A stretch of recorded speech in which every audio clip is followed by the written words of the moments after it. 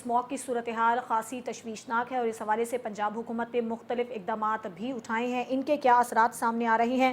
منور بتائیے گا سب سے پہلے تو وجوہات کیا ہیں پنجاب میں اس قدر اسموگ اور خاص طور پر لاہور میں، اور پھر جو پنجاب حکومت اقدامات کر رہی ہے، جو فیصلے کیے گئے ہیں، وہ آپ کو کیا لگتا ہے کتنے مؤثر ثابت ہوئے ہیں؟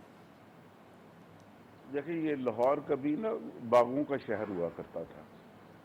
اب یہ پولوٹڈ ترین شہر بن چکا ہے. اس کی وجہ صرف یہ ہے کہ بے ہنگم تعمیرات ہوئی ہیں، ان پلانڈ ہوئی ہیں، اور اس قدر زیادہ ہوئی ہے کہ لاہور میں گرینری نام کی چیز جو ہے وہ رہنے کو نہیں باقی ہے.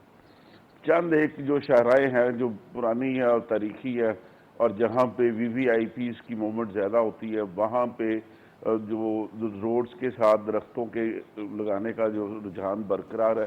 باقی شہر سے درخت اس طرح کاٹ دیے گئے جس طرح رمضان میں شیطان جو ہے نا اس کو قید کر کے تو برائیاں کاٹ دی جاتی ہیں.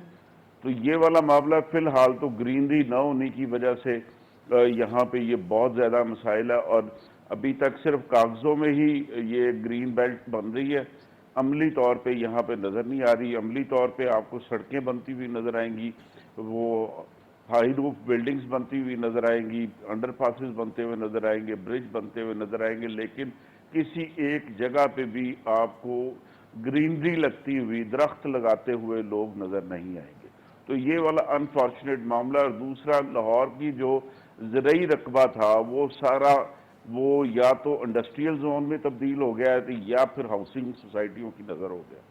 تو یہ دو بڑی وجوہات. تیسری بڑی وجہ وہ ٹریفک کا حد سے زیادہ بڑھنا ہے. کبھی لاہور میں ڈبل ڈیکر بسیں چلتی تھی، اس کے بعد پھر most of the town area جو ہے وہ بسوں کے ذریعے ہی ٹریولنگ ہوتی تھی، اور بہت تھوڑے لوگ تھے جن کے پاس گاڑیاں ہوتی تھی. تو اس ٹائم پہ لاہور میں سپٹمبر میں سردی شروع ہو جاتی تھی، جو کہ ابھی نومبر میں بھی پوری طرح سردی شروع نہیں ہوتی.